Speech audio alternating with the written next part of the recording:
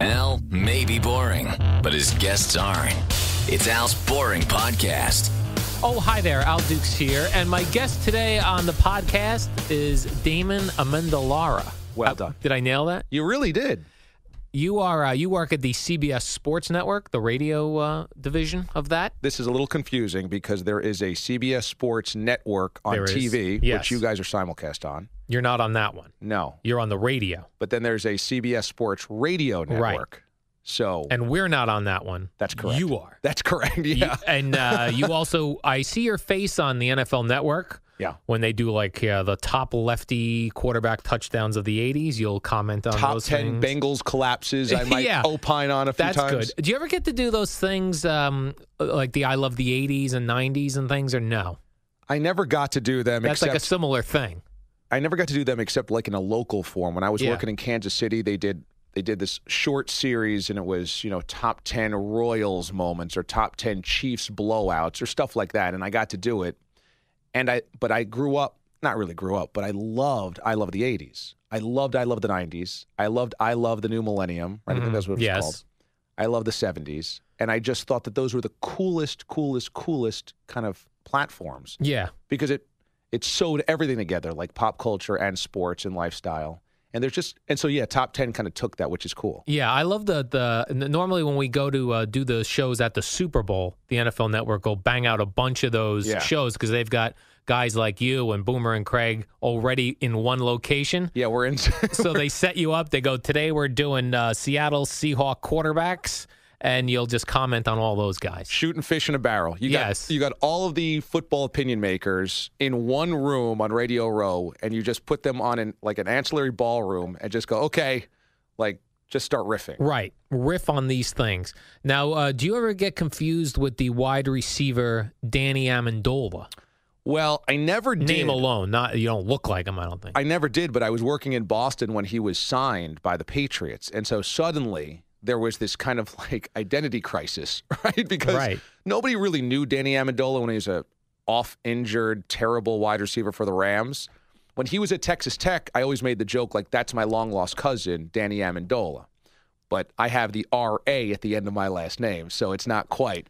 So some people didn't quite get the joke. And then he got signed in Boston, and people were like, oh, are you related? I'm like, no. The last name's totally different. But then people started pronouncing Danny Amendola's name by starting to pronounce my name. But my name's Amendolara, so people would go Danny and they didn't really know how to because it's a different stress, right, in that last syllable. So there was actually a faux Twitter account created that combined me and Danny Amendola. And it was half my face, half his face. And it was like this parody account where it would be things I was thinking if I was a wide receiver for the Patriots. Pretty funny. Yeah. Died a quick death, though, because unfortunately didn't have a big audience. But then I got the job here in New York. And then, so occasionally I get it and I joke about it on social media. And have you had him on your radio program? I have not. No, never talked to Danny. Have you put in the request? No, just to do the interview. Well, you know what? I did when he was in college. You did? Because I thought it was funny when this guy had pretty close to my name. But Texas Tech said no. Yeah. And then I guess I was so scarred I never went back to the well.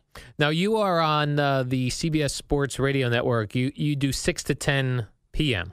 Yeah, I do 6 to 10 p.m. I was doing overnights for the first 2 years of the network. And now I also fill in for Doug Gottlieb when Doug is off. So that's when... If you were watching you guys on Boomer and Carton on CBS Sports Network, you might see me occasionally because I'll be the show after you guys re-air when I fill in for Doug. Yes, and sometimes when they do Dose of Doug on the Boomer and Carton show when we go on commercial. Yes. I saw your head on there one day. Just my head, floating head. Yeah, just a floating head. So I wonder, when you're on a national network, is it sometimes better to be on overnight because you're on all of the radio stations? Like what happens...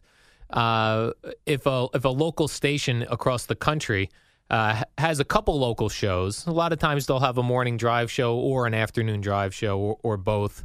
Or sometimes you get screwed with play-by-play being on 6 to 10 versus the middle of the night, which people might think, well, that's not a great time to be on, but you could probably be on hundreds of radio stations. Yeah, so I had done local radio my entire career. and I was bouncing around from Fort Myers, and then I went to Kansas City, and then I went to Miami, and then I went to Boston. And so I only knew local radio. And I love that local connection that you have with listeners where you live in their town, you live in their city, you're eating at the same places, you see them in the streets, they say hello, you say hello. That connection, you do remotes, I just love. I thought it was so cool. It's the coolest part about, in my mind, radio. And doing overnights on network was the closest approximation to that because you have the same audience, as you said, every single day. You are never preempted. There is no play-by-play. And those people that are up with you on overnights are up overnight every single day. They're not in the car one random night at 4 a.m. They're up at that time. And so you're sharing this really bizarre life bond with them where you're up all hours of the night when people are sleeping and they are up as well. And you sleep when everybody's awake and they do as well. So those 2 years were absolutely amazing from that bond standpoint. And I think that maybe there's no other shift in network radio that's like that. But for me personally, it was impossible to keep that up. My body was breaking down. I mean, I always had bags under my eyes. I was never sleeping. You try to do an overnight shift Monday through Friday and then have a normal life on Saturday and Sunday. It's impossible. And what were your hours for the overnight shift? When were you on the air Eastern time? We were on 2A to 6A. So we would come on, we were ending right when you guys were coming on. And so, I would try to come home at 7 in the morning, 7:30, and go to bed by 8. I would try to have breakfast and then go to bed.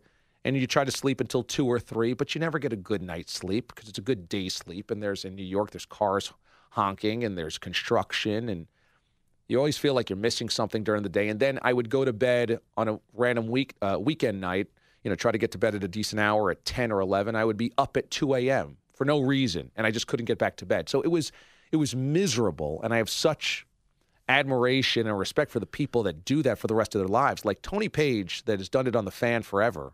And you had the Schmooze here on this podcast. The Schmooze loved that. He loved that shift. In fact, one of the things he said about that shift was he was nervous to be taken off of that shift because he felt like when you're doing the overnight, you're sort of off the radar for management. Right. And this is Schmooze's existence. He likes to be just off the radar. Keep me under the radar. Yeah. So when they offered to give me the 6 to 10 slot, I jumped at it just from a lifestyle standpoint, a sheer lifestyle, because I never felt healthy. I never felt okay. I mean, my family would see me and be like, "Are you doing all right?" Because I was always dragging. I was short on patience. So yeah. But the flip side, as you said, is that doing 6 to 10 or any other shift, you are oftentimes preempted or, you just have local programming over you or whatnot. And so you don't have the same people listening every single night for those 4 hours.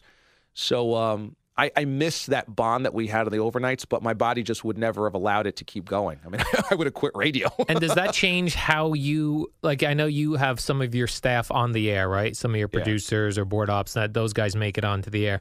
Is it harder for the audience to know who they are because the audience isn't getting the show every night and maybe you miss an inside joke or something like that? Yeah, totally. And I think that's why it's the closest parallel to local radio. In local radio, the people that listen to you guys, Boomer and Carton, they listen to you at the same time every single day for the rest of their lives, Monday through Friday, as long as they like you.